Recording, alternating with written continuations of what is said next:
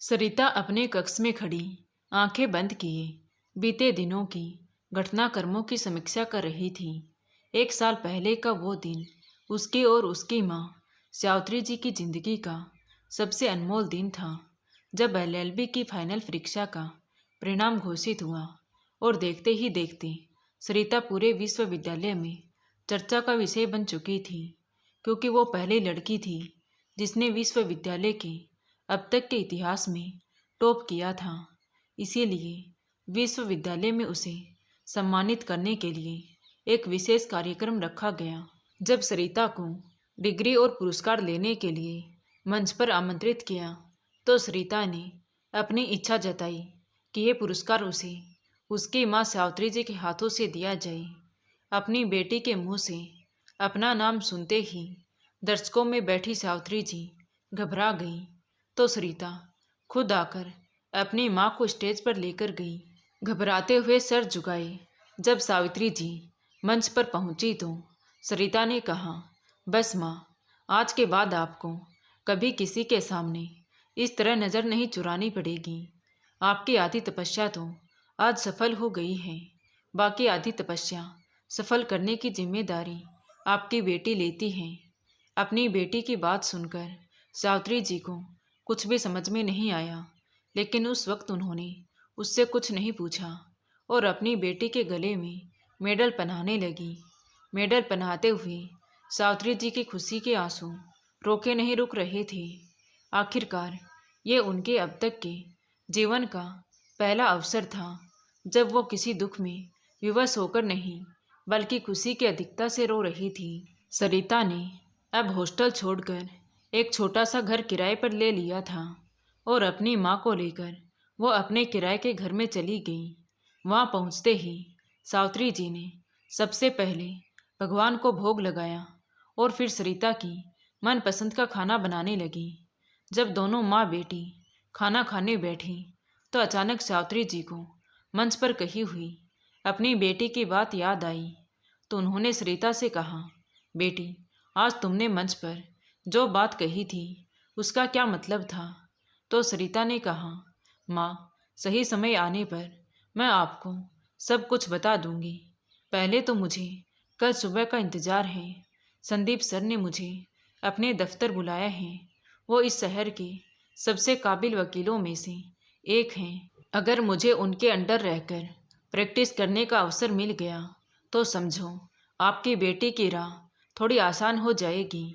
अपनी बेटी की बात सुनकर सावित्री जी खुश होते हुए बोली, मुझे तेरी मेहनत पर पूरा भरोसा है लाडो। बस तू कल खुशखबरी लेकर आना, फिर मैं भी खुशी खुशी गांव वापस चली जाऊंगी।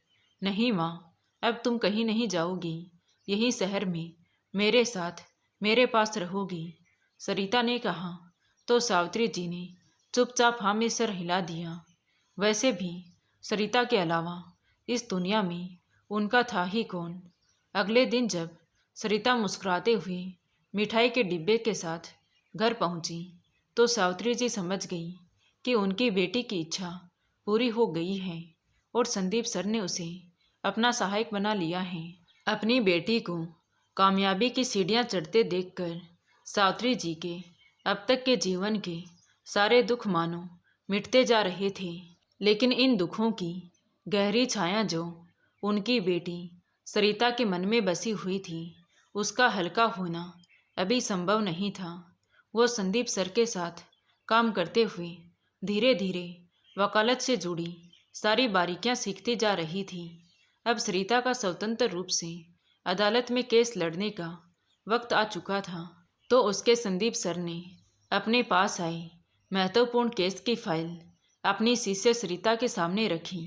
तो सरिता ने कहा, सर, इस बार ये केस आप संभाल लीजिए, क्योंकि अपना पहला केस मैंने तभी चुन लिया था जब मैंने वकालत की प्रवेश परीक्षा देना तय किया था। उसकी बात सुनकर संदीप जी आश्चर्य से उसकी तरफ देखने लगे और उस केस के बारे में सरिता से पूछने लगे। तो सरिता ने एक पेपर निकालकर उनके सामने रख दिया। उस पेपर पे जिसका नाम लिखा था उसे पढ़कर संदीप जी ने चौंकते हुए कहा, लेकिन सरिता, ये नाम तो श्रीमान विजयराज जो तुम्हारे पिताजी का नाम है, तुम उनके खिलाफ केस करने जा रही हो। तो सरिता बोली, जी सर, मेरा पहला केस उसी शख्स के खिलाफ है जो बदकिस्मती से मेरे सारे सर्टिफिकेट पर मेरे पिता कहलाता है। सरिता ने पेपर पर नज़र गड़ाते हुए कहा। तो संदीप जी बोले, अगर तुम्हें आपत्ति ना हो तो क्या मैं इसकी वजह जान सकता हूँ? तो अपनी भावनाओं को संभालने की कोशिश करते हुए भारी आवाज़ में सरिता ने कहा, सर, मेरी माँ का रंग काला है। हमारे समाज में सुंदरता का जो पैमाना है वो उस पर खरी नहीं उतरती। अच्छे खासे दहेज का लालच देकर किसी तरह मेरे नाना जी ने उनकी शादी करवा दी और मेरे दादाजी यानी कि श्रीमान विजय के पिता के मजबूर करने पर श्रीमान विजय ने शादी तो कर ली, लेकिन उन्होंने कभी मेरी माँ को अपनी पत्नी होने का सम्मान नहीं दिया, यहाँ तक कि इंसान होने का भी सम्मान नहीं दिया। महीना घर से गायब रहते, जब आते तब भी मेरी माँ को अपमानित करने का कोई अवसर नहीं छोड़ते थे। कभी कभार बस रात के अंधेरे में अपनी पत्नी होने का हक जमाने पहुँच जाते। मेरी सीधी सादी माँ अपने आंसुओं को पीकर जीती रही और इसी उम्मीद में सबकी सेवा करती रही कि शायद एक दिन लोग उसकी सूरत के आगे उसकी सीरत को देखेंगे। लेकिन अफसोस कि ये किताबी बातें किताबी रह गई। कुछ वक्त के बाद माँ को पता चला कि वो गर्भवती है। उनके मन में एक आस लगी कि शायद ये आने वाली संतान उनके और उनके पति के बीच की दूरी को मिटा देगी। लेकिन अफसोस कि जब मेरी माँ को अपने पति के साथ की सबसे ज़्यादा ज़रूरत थी, वो तब उसे अकेली छोड़कर गायब हो चुका था। कहते कहते सरिता की आंखें भर आई। उसने थोड़ा पानी पिया और फिर बोली, सर, आप तो जानते हैं कि जिस औरत का पति उसका सम्मान नहीं करता तो घर के बाकी सदस्य भी उसको कोई इज्जत नहीं देते। उस घर में मेरी माँ की हैसियत एक मुफ्त की नौकरानी के सिवा कुछ नहीं थी, जो हर वक्त सबकी सेवा में लगी रहती थी। डिलीवरी के लिए अस्पताल जाने के दिन तक शायद ही कभी उसके तन और मन को आराम मिला होगा। और फिर वो दिन आया जब मेरा जन्म हुआ तो माँ को लगा कि अब उसके दुख के दिन बीत जाएंगे। लेकिन जैसे ही श्रीमान विजय ने मुझे पहली बार देखा, उसी वक्त मेरी माँ पर इल्ज़ाम लगा दिए कि ये संतान उनकी नहीं है, क्योंकि मैंने भी संयोग से अपनी माँ की ही रंगत पाई थी। मेरी माँ ने उस आदमी के आगे बहुत मिन्नतें की, रोई, गिड़गिड़ाई कि वो इस तरह का घटिया इल्ज़ाम उनके चरित्र पर ना लगाएं। लेकिन उस इंसान पर मेरी माँ के आंसुओं का कोई असर नहीं हुआ। उसने अपने पिताजी यानी कि मेरे दादाजी से स्पष्ट शब्दों में कहा कि अगर उन्होंने मुझे और मेरी माँ को घर से नहीं निकाला तो वो हमेशा के लिए घर से चला जाएगा। पुत्र प्रेम में मजबूर मेरे दादाजी ने मेरे नाना जी को बुलाया और उन्होंने मेरी माँ को ले जाने के लिए कहा। तो मेरे नाना जी ने भी हाथ जोड़कर कह दिया कि बेटी की विदाई के बाद अब उसके जीवन मरण से उनका कोई सरोकार नहीं है। इतना कहकर नाना जी भी वापस अपने गांव चले गए। तो दादाजी ने गांव के खेत का एक छोटा सा टुकड़ा और उस खेत में बना एक छोटा सा घर मेरी माँ को देकर हमें वहाँ भेज दिया। मेरी अनपढ़ माँ को न अपने अधिकारों की जानकारी थी और न ही कोई उनका मार्गदर्शन करने वाला था। वो बिना किसी प्रतिकार के मुझे लेकर गांव चली गई और अकेली उस खेत के टुकड़े पर मेहनत मजदूरी करके किसी तरह उन्होंने मुझे पाल पोसकर बड़ा किया। लेकिन मेरे सामने उन्होंने कभी भी अपनी आँख में आंसू तक नहीं आने दिया। खुद अनपढ़ होते हुए भी मेरी शिक्षा के प्रति पूरी तरह जागरूक थी। ऐसे ही दिन गुजर रहे थे कि एक दिन खबर आई कि श्रीमान विजय ने दूसरी शादी कर ली है। गांव के कुछ लोग जो अब तक माँ के सरल और स्नेही व्यवहार के कारण उनका सम्मान करने लगे थे और उनके शुभ चिंतक बन चुके थे, उन्होंने मेरी माँ को समझाया कि उन्हें इस विवाह का विरोध करना चाहिए। लेकिन मेरी माँ ने इनकार करते हुए कह दिया कि उनमें इतनी हिम्मत नहीं है। वैसे भी जो रिश्ता कभी होकर भी था ही नहीं, उसके लिए क्या लड़ना। गांव वालों के जाने के बाद उस दिन पहली बार मेरी माँ मेरे सामने रोई थी। उस समय मुझे चीज़ों की ज़्यादा समझ नहीं थी, लेकिन इतना ज़रूर समझ गई थी कि मेरे पिताजी के कारण मेरी माँ बहुत दुखी है।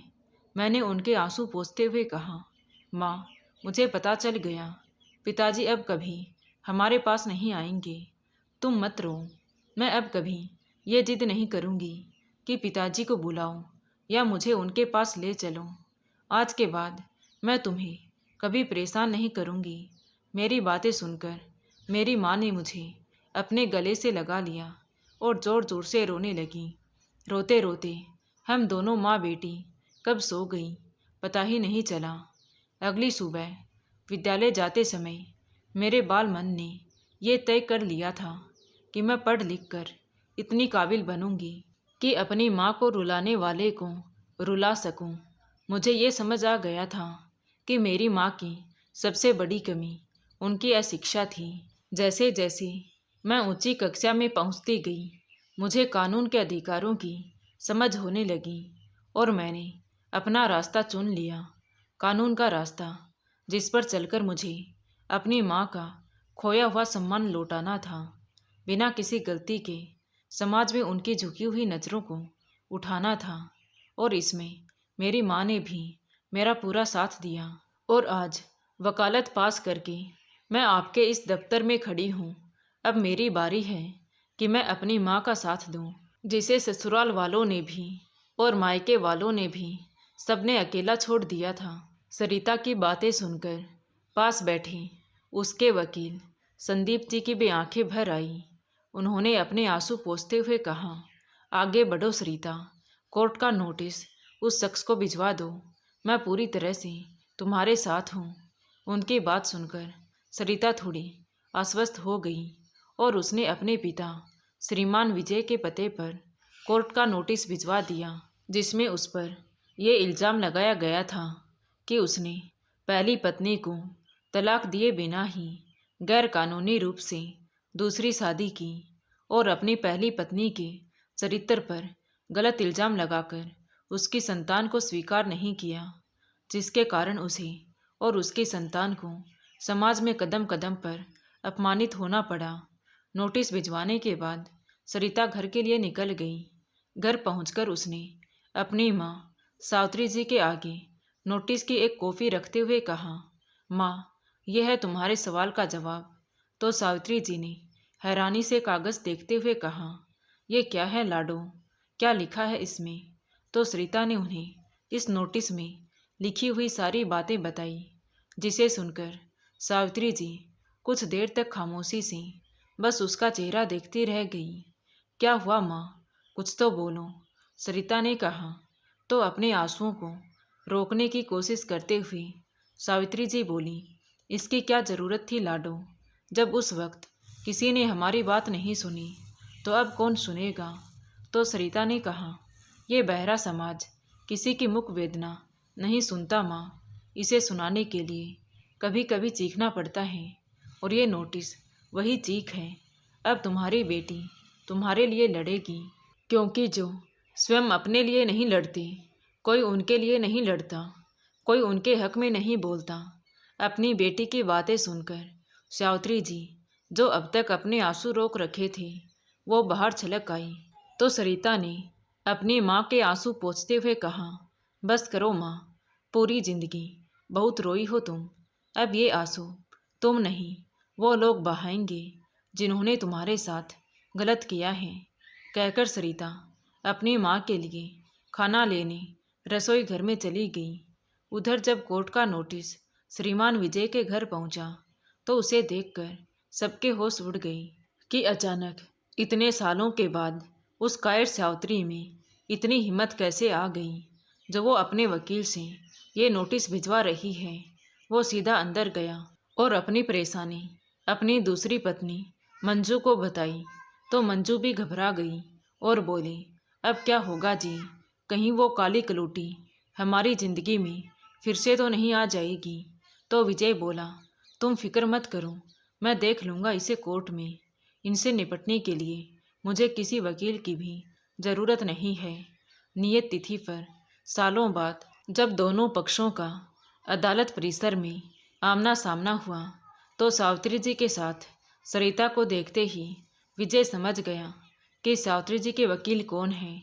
उसने सावित्री जी के पास जाकर कहा, अपनी 2 कौड़ी की नाजायज बेटी के साथ मिलकर मुझसे लड़ने चली हूँ, भूल गई क्या? क्या हालत की थी मैंने तुम्हारी। तो हमेशा की तरह आज भी सावित्री जी कुछ नहीं बोल पाई, लेकिन आज सरिता ने जवाब देते हुए कहा, 2 कौड़ी का और नाजायज कौन है ये अब अदालत बताएगी, और हम कुछ भूले नहीं, इसीलिए तो आपके सामने यहाँ खड़े हैं। विजय की प्रतिक्रिया का इंतजार किए बिना ही सरिता अपनी माँ का हाथ थामे अदालत के अंदर चली गई। तय वक्त पर अदालत की कार्यवाही शुरू हुई। जज साहब का अभिवादन करते हुए सरिता ने अपने मुवक्किल की तरफ से आरोप लगाने की इजाज़त मांगी। इजाज़त मिलते ही सरिता ने कहना शुरू किया, श्रीमान विजय राज, आप पर अपनी पत्नी की तरफ से पहला आरोप ये है कि मर्जी ना होने के बावजूद आपने अपने परिवार के दबाव में और दहेज के लालच में आकर उनसे विवाह किया, लेकिन कभी उन्हें अपनी पत्नी होने का सम्मान नहीं दिया, अपितु हमेशा उनका शोषण किया, उन्हें अपमानित किया, जबकि इसमें मेरी मुवक्किल की कोई गलती नहीं थी। चाहे मजबूरी में ही सही, पर विवाह में आपकी मर्जी शामिल थी और मैंने पहली पत्नी की जगह सिर्फ पत्नी शब्द का इस्तेमाल इसीलिए किया है कि आपने जो शादी की है और उनसे उत्पन्न बच्चे सभी कानून की नज़र में नाजायज हैं। सरिता के मुंह से ये बात सुनकर विजय और उसकी दूसरी पत्नी मंजू के चेहरे के रंग अब उड़ने लगे थे। सरिता ने आगे कहा कि आप पर दूसरा इल्ज़ाम ये है कि अपनी पहली पत्नी को घर से निकालते वक्त ना तो आपने दहेज में मिला हुआ सामान उन्हें लौटाया और ना ही उनका स्त्री धन उन्हें दिया। फिर सरिता ने एक कागज़ जज महोदय की तरफ बढ़ाते हुए कहा, सर, इसमें उन सारे सामानों की सूची है जो मेरी मुवक्किल वापस चाहती है। सामान तो अब इस्तेमाल के लायक रह नहीं गया है, इसीलिए आपसे आग्रह है कि उनकी कीमत मेरी मुवक्किल को दिलाई जाए। तो जज साहब बोले, फैसले के वक्त पर इस पर विचार किया जाएगा, फिलहाल आप आगे बढ़िए। जी जज साहब, कहते हुए सरिता ने अपना तीसरा और अंतिम इल्ज़ाम लगाया कि श्रीमान विजय, आप पर अंतिम इल्ज़ाम ये है कि आपने सावित्री जी से उत्पन्न अपनी संतान को अपनाने से इनकार करके उन पर चरित्रहीनता का झूठा इल्ज़ाम लगाया। मैंने बिल्कुल सच्चा इल्ज़ाम लगाया था, कोई झूठा नहीं, विजय चिल्लाकर बोला। तो जज साहब ने कहा, कौन से इल्ज़ाम सच्चे हैं और कौन से झूठे हैं, ये तो अब अदालत ही तय करेगी। आप अदालत की मर्यादा में रहकर बोलिए। तो विजय चुप हो गया। तभी एक बार फिर सरिता जज साहब से मुखातिब होते हुए बोली, सर, मैं अपने इल्ज़ामों को साबित करने के लिए गवाहों को बुलाने की आज्ञा चाहूँगी। आज्ञा मिलते ही सरिता ने गवाहों को बुलाना शुरू किया, जिसमें विजय के अपने दोनों भाई और भाभी और उनके साथ वर्षों से उनके पड़ोसी रहे लोग और दूसरे रिश्तेदार भी शामिल थे। कानून और सज़ा का डर दिखाकर सरिता और संदीप जी ने उन्हें अदालत में सच बोलने के लिए राजी कर लिया था। जैसे जैसे गवाही होती गई, विजय और उसकी पत्नी मंजू के चेहरे के रंग उड़ते गए। तीसरे इल्ज़ाम की सच्चाई साबित करने के लिए अदालत ने DNA टेस्ट की इजाज़त सरिता को दे दी। विजय चाहकर भी इसे इनकार नहीं कर सकता था। DNA टेस्ट की रिपोर्ट आने के बाद केस की आगे की सुनवाई होने वाली थी। जहां विजय और मंजू बेचैन थे, आज वहां पहली बार सरिता और सावित्री जी को सुकून महसूस हो रहा था। एक सप्ताह के बाद DNA टेस्ट की रिपोर्ट के साथ एक बार फिर सरिता अदालत में विजय के सामने खड़ी थी। रिपोर्ट पढ़ने के बाद जज साहब ने कहा, श्रीमान विजय, आप पर लगाए हुए सभी आरोप सही साबित हो चुके हैं। क्या अब भी आपको अपनी सफाई में कुछ कहना है? तो विजय ने सर झुकाए हुए कुछ भी कहने से इनकार कर दिया। वो कहता भी तो क्या, उसके सारे झूठ की पोल तो सरिता ने सबके सामने खोलकर रख दी थी। तभी पहली बार अदालत में सावित्री जी की आवाज़ आई, साहब मैं कुछ कहना चाहती हूँ। इजाज़त मिलने पर कटघरे में आकर सावित्री जी ने कहा, साहब आप जो न्याय करेंगे हमें मंजूर होगा, बस आप इनको जेल मत भेजिएगा। हमें पता चला है कि इनके छोटे बेटे बहुत बीमार रहते हैं, हम उनको दुख नहीं देना चाहते। सावित्री जी की बात सुनकर सरिता के साथ साथ अदालत में मौजूद सभी लोग हैरान हो गए। विजय की दूसरी पत्नी मंजू भी अब नज़र उठाकर उनकी तरफ देख नहीं पा रही थी। तभी सरिता ने सावित्री जी की तरफ से कहा, सर मेरी मुवक्किल चाहती है कि श्रीमान विजय कानूनी रूप से तलाक देकर उन्हें मुक्त कर दे और उनकी संतान का जायज़ हक उन्हें देकर अपनी दूसरी नाजायज़ शादी को जायज़ बना ले। ये सब बोलते हुए सरिता जानबूझकर विजय की तरफ देख रही थी, लेकिन विजय अब खामोशी से सर झुकाए खड़ा था। जज साहब ने यह फैसला अगले दिन सुनाने के लिए बोल दिया। अदालत से निकलकर सरिता और सावित्री जी अपने घर की तरफ जा ही रही थी कि तभी मंजू उनके सामने आकर खड़ी हो गई और हाथ जोड़ते हुए बोली, मुझे माफ़ कर दीजिए, जितना दोष विजय का है उतना मेरा भी है। सब कुछ जानकर भी मैंने उससे शादी की, हमें आपसे कोई शिकायत नहीं है, कहकर सावित्री जी आगे बढ़ गई। अगले दिन फैसले का दिन था तो सरिता वक्त से कुछ पहले ही आकर अपने कक्ष में बैठी बीते दिनों के बारे में सोच रही थी कि ये केस न सिर्फ उसके व्यक्तिगत जीवन के लिए महत्व रखता है, अपितु उसका पहला स्वतंत्र केस होने के कारण उसके वकालती जीवन के लिए भी बहुत महत्व रखता है। तय वक्त पर जज साहब के आते ही अदालत की कार्यवाही शुरू हुई। जज साहब ने सावित्री जी और विजय के तलाक पर मोहर लगाते हुए सावित्री जी को घर से निकालकर उसे मानसिक रूप से प्रताड़ित करने के लिए विजय पर 5 लाख रुपए का जुर्माना लगाया और दहेज में दिए गए पूरे सामान के पैसे सावित्री जी को सौंपने का निर्णय दे दिया। साथ ही विजय की संतान होने के नाते उसकी संपत्ति पर सरिता का जो हक था वह उसे देने का आदेश भी दे दिया।